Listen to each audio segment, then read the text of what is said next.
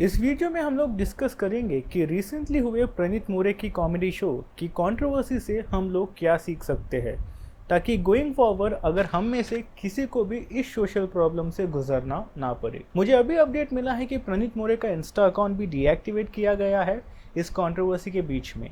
बेचारा जो दूसरों को हंसाने का काम करता है वो अभी खुद रो रहा होगा कि किस मुसीबत में पड़ गया। शुरुआत करते हैं स्टार्टिंग से। इंडिया में stand up comedy as an art form बहुत ही रिसेंट है।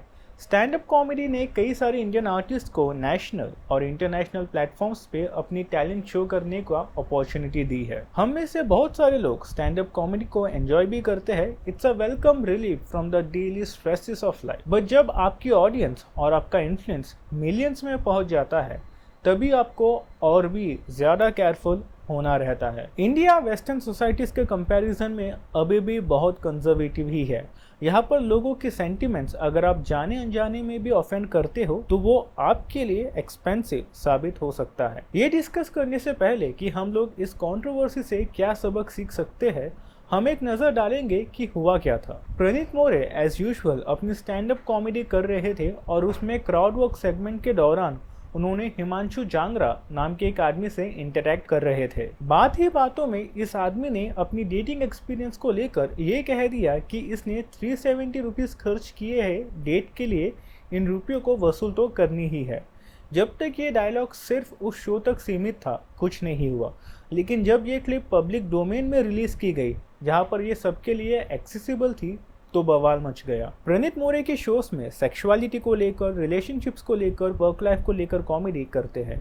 इन्होंने जब ये पर्टिकुलर एपिसोड रिकॉर्ड किया था उस टाइम पर किसी ने इनको ऑब्जेक्ट नहीं किया या इनसेंसिटिव नहीं कहा। वो इसके लिए कि जिस ऑडियंस इनका स्टैंड अप कॉमेडी देखने गई उस audience this type of content jokes को एक्सपेक्ट कर रही थी। तो यहाँ पर प्रणीत मोरे सेफ थे। मच लाइक कि हम भी अपने एवरीडे लाइफ में फ्रेंड्स के साथ गाली देकर बात कर सकते हैं, इंटीमेट रिलेशनशिप्स में कुछ लाइंस क्रॉस कर सकते हैं, लेकिन अगर मैं किसी और से गाली से बात करूं तो मैं अपने आप को मुसीबत में पाऊंगा। सेम यहाँ प्रणीत मोरे के साथ हुई। प्रणीत जब तक उसके ऑडियंस में ऐसे जोक्स मार रहा था तो वो सेफ था, लेकिन वो रिमार्क या जोक पब्लिक डोमेन में उस ऑडियंस ने देख ली जो उसकी टारगेट ऑडियंस नहीं थी, जो सोसाइटी के स्टैंडर्ड्स को लेकर सेंसिटिव थी, वुमेन्स ऑब्जेक्टिफिकेशंस को लेकर सेंसिबल थी, समाज में औरत को लेकर जो क्राइम्स हो रहे हैं और किस मानसिकता से वुमेन्स को प्रॉब्लम्स हो रही है, उस ऑडियंस ने देख ली। प्रणीत को उस ऑडियंस का गुस्सा झेलना पड़ा। सेम चीज़ पिछले साल इंडियाज गॉट टैलेंट शो में रणवीर अलाबारिया और समय रैना के साथ हुई थी।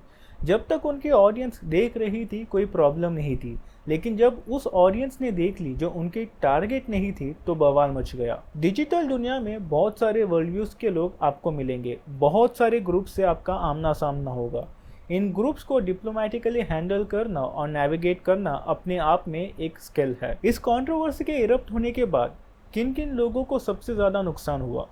प्रणीत मोरे को सबसे ज़्यादा नुकसान हुआ। उसके सालों की मेहनत और इज्जत पर सवाल उठना शुरू हो गया। हिमांशु जांगरा जिसने वो रिमार्क किया उसका नुकसान हुआ, उसको जॉब से निकाला गया। हर जगह से अभी उसको सुन के लेना पड़ेगा कि कैसी घिनौनी मानसिकता वो पाल रहा है करके। ये एक रिमार्क उसकी जिंदगी की सबसे एक्सपेंसिव रिमार्क साबित हो सकती है। जो बाकी के ऑडियंस है जिन्होंने इसके रिमार्क पर हंसा, अभी तक तो वो लोग समवॉट सेफ है, लेकिन अगर उस क्लिप में वो भी वायरल हो जाते तो उनको भी बैकलैश फेस करना पड़ सकता है। प्रणीत मोरे से शुरुआत करते हैं कि वो ऐसा क्या कर सकते थे कि आज उनको इतना नुकसान झेलना नहीं पड़ता।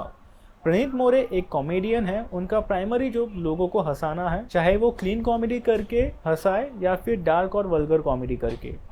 प्रणीत मोरे कोई सोशल एक्टिविस्ट नहीं है कि सोसाइटी को रिफॉर्म करने के लिए काम करते हैं। उनको उनकी ऑडियंस जिन्होंने टिकट बाय करके शो अटेंड किया था उनको एक अच्छी हंसाने वाली इवनिंग देनी थी। तो उस एपिसोड के टाइम पर जो अपने ऑडियंस को हंसाने का इंटेंशन से ही एक्ट कर रहे थे, तो शायद उस वक्त अगर उनको वो कमेंट इनअप्रोप्रिएट भी लगा हो तो उसे एक सीरियस सोसाइटल स्टैंडर्ड्स या फिलोसॉफिकल डिबेट में कन्वर्ट नहीं करना था। इट्स अ कॉमेडी शो, कोई सीरियस चीज़ डिस्कस करने वाले नहीं थे। लेकिन फिर भी after the show ended, instead of blindly uploading the clip, he should have consulted with his team about कि क्या इस क्लिप को ऑनलाइन पब्लिक डोमेन में रिलीज करना चाहिए कि नहीं। जब सेक्स, रिलेशनशिप्स, वल्गैरिटी जैसे सेंसिटिव टॉपिक्स को जॉब, फनी या कॉमिकल वे में एंटरटेनमेंट के लिए डिस्कस कर रहे हो तो आपको दुगना सावधान रहना होगा, वरना कॉन्सिक्वेंसेस लाइफ डैमेजिंग हो सकती है। The best case scenario was कि उन्हें इन इनसेंसिटिव टॉपिक्स को कभी कॉमिकल, फनी या एंटरटेनिंग वेज में डिस्कस नहीं करना चाहिए था, और अगर किया भी तो उसको सिर्फ उनके कोर ऑडियंस तक ही सीमित रखना चाहिए था, ना कि ऑनलाइन अपलोड करके उस ऑडियंस को ट्रिगर करना जो इन टॉपिक्स को बहुत सीरियसली और सेंसिटिवली लेती है। सेकेंड बेस्ट सिनेरियो था जब उन्हें धीरे धीरे उस पर्टिकुलर क्लिप और वीडियो सेगमेंट पर बैकलैश मिल रहा था, तो उसको उसी वक्त पब्लिक डोमेन से निकाल देना चाहिए था, ताकि उस पर और ज़्यादा लोगों का अटेंशन नहीं जाए। लेकिन इंटरनेट की दुनिया में जब आपके पास मिलियंस में फॉलोअर्स हो, तब आपका अपलोड किया हुआ वीडियो को वापस लेना एक जिन को वापस उसके चिराग में भेजने से ज़्यादा मुश्किल हो सकता है। प्रणीत मोरे का केस में इन सेंसिटिव टॉपिक्स को कॉमिकल वेस में लेना ही प्रॉब्लम था। इन टॉपिक्स पर कोई ना कोई ग्रुप आपके खिलाफ हो जाएगा। चलिए अभी डिस्कस करते हैं कि हिमांशु जांगरा के केस में क्या हो सकता था। क्या हिमांशु सच में वुमेन को लेकर ऐसी ऑब्जेक्टिफाइंग सोच रखता है? We don't know him personally. इस सवाल का जवाब सिर्फ उसके करीबी लोग ही दे सकते हैं। जब हिमांशु के बॉस ने इंक्वायरी निकाली कि हिमांशु का बिहेवियर ऑफिस में कैसा था फीमेल कलीग्स को लेकर, तो उन्हें कोई अनप्रोफेशनल बिहेवियर का कोई इंसिडेंट तो नहीं मिला। हो सकता है कि हिमांशु उस डार्क कॉमेडी शो में पीयर प्रेशर में आई हो, उस माहौल में इन्फ्लुएंस हुआ हो। यहाँ पर तो सब ऐसे ही डार्क जोक्स चालू है, और होस्ट प्रणीत मोरे ने भी मुझसे इंटरेक्ट की है, तो मैं भी कूल बनने के चक्कर में कुछ ऐसा बोल देता हूँ। We never know. लेकिन फॉर वॉट एवर रीज़न उसने जो रिमार्क किया था 370 की बिरयानी वसूलनी है करके, उस एक स्टेटमेंट के कारण उसको उसके ऑफिस से रिज़ाइन करना पड़ा। सोशल मीडिया पर उसको पर्सनल सर्कल में जो बैकलैश मिली वो अलग। फ्यूचर में अगर वो कोई दूसरी कंपनी में जॉब के लिए अगर अप्लाई भी करेगा, तो उसका ये रिमार्क, ये क्लिप उसको वहां पर भी हॉन्ट करेगी। कूल बनने के चक्कर में वो फूल बन गया। ये same case Indian YouTube comedy channels में 2019-20 के टाइम देखने मिली थी। वो टाइम पर डार्क वल्गर कॉमेडी बहुत पॉपुलर था। बीबी की वाइन्स, कैरी मिनाटी, आशीष चंचलानी बहुत वायरल हो गए थे।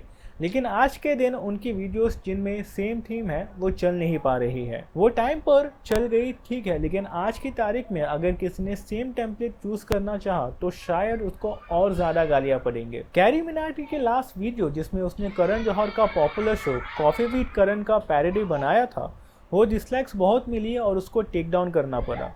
कुछ चीज़ें कुछ टाइम पर अमेजिंगली काम कर जाती है, लेकिन दूसरे कुछ टाइम पर डिजास्ट्रस साबित हो जाती है। हिमांशु जांगरा के केस में भी ये ट्रू है। उस शो के टाइम पर सब लोग हंस रहे थे। प्रणीत मोरे खुद उसके रिमार्क को पीक गुरगार कंटेंट बोल के समवॉट एनकरेज ही कर रहा था। उस वक्त उसको जो कॉमिकल लगा वो कुछ टाइम में ऑनलाइन जाकर उसके गले की हड्डी बनने वाला था। तो इस सिनेरियो में हिमांशु क्या कर सकता था? He should never ever open his mouth about his personal relationship. Many people have a lot of fetishes. That does not mean you are supposed to express them or act on them or reveal them, let alone in front of an audience, and that too online with possible millions of viewers, some of which will dislike your remarks. अगर group pressure में आकर उसने मुंह खोल भी दिया तो उसको इतना सेंसिबल होना चाहिए था कि he should have requested Praneeth to not upload that segment online. पहली गलती उन्होंने मुंह खोलकर की और दूसरी गलती अपनी पहली गलती को ऑनलाइन मिलियंस ऑफ फॉलोअर्स के सामने रख के की। मिस्टेक्स सभी से होती है। कभी कभी हम भी आउट ऑफ इमोशन कुछ भी बोल जाते हैं जो सामने वालों को अच्छा नहीं लगता। इसका ये मतलब नहीं है कि हम बुरे हैं। इसका ये मतलब है कि हमें अपने बिहेवियर को सुधारना होगा, अपने मिस्टेक से सीख कर बेटर करना होगा। लेकिन कुछ मिस्टेक्स के कॉस्ट इतने एक्सपेंसिव होती है कि आप उसके लिए कितनी ही माफ़ी मांगो, प्रायश्चित कर लो, सॉरो एक्सप्रेस कर लो, आप उसको पे नहीं कर पाओगे। हिमांशु के केस में उसका इंटेंशनल या अनइंटेंशनल जो रिमार्क किया था उसकी वो सज़ा मिल रही है, जो शायद उस कॉमेडी शो को जस्टिफाई नहीं करती। हमारा तीसरा ग्रुप है वो ऑडियंस जो वहाँ पर उस एपिसोड को रिकॉर्ड करते वक्त थी और हिमांशु के रिमार्क्स पर हंस रही थी। इस पूरे कंट्रोवर्सी में बलि का बकरा सिर्फ हिमांशु और प्रणीत हुए हैं। लकीली कोई दूसरा ऑडियंस का मेंबर जो हंस रहा था अभी तक तो सेफ है। लेकिन अगर कल हम में से उस सिचुएशन में फंस गए तो हमें क्या करना चाहिए? आइडियली हमें उस संगत से दूर रहना चाहिए जो बाउंड्रीज को स्ट्रिक्टली ऑब्जर्व नहीं करती। अगर हम डिसाइसिवली डिसाइड नहीं कर पा रहे हैं कि जो डिस्कशन या रिमार्क अप्रोप्रिएट है या नहीं, इट्स बेस्ट कि उसे इनअप्रोप्रिएट मानकर डिस्टेंस मेंटेन कर लेना चाहिए, अवॉइड करना चाहिए। हमारी फ्रेंडशिप दैट इज संगत अगर डिसाइसिवली अच्छी नहीं है, be it going to comedy shows और एनीवेयर एल्स, आज नहीं तो कल शायद हम भी एक ऐसा सिचुएशनशिप में पड़ सकते हैं जिसकी कीमत शायद हम पे नहीं कर पाए। ये हमारे लिए बेस्ट रहेगा कि हम डिसाइसिवली सिर्फ अप्रोप्रिएट एंड बेस्ट संगत में ही रहे। सो इन फाइनल एनालिसिस इस पूरे कंट्रोवर्सी में कोई रियलिस्टिक एग्जिट ऑप्शन किसी के पास नहीं था। बेस्ट यही होता कि कोई इन चीज़ों में पड़ता ही नहीं। तो आज के लिए सर इतना ही। अगर आपको और भी ऐसे प्रैक्टिकल गाइडेंस वाले वीडियोस चाहिए जो हमें डिफ़िकल्ट सिचुएशन से बचा पाए तो मेरे चैनल को सब्सक्राइब ज़रूर करें। Till then, hasta la vista।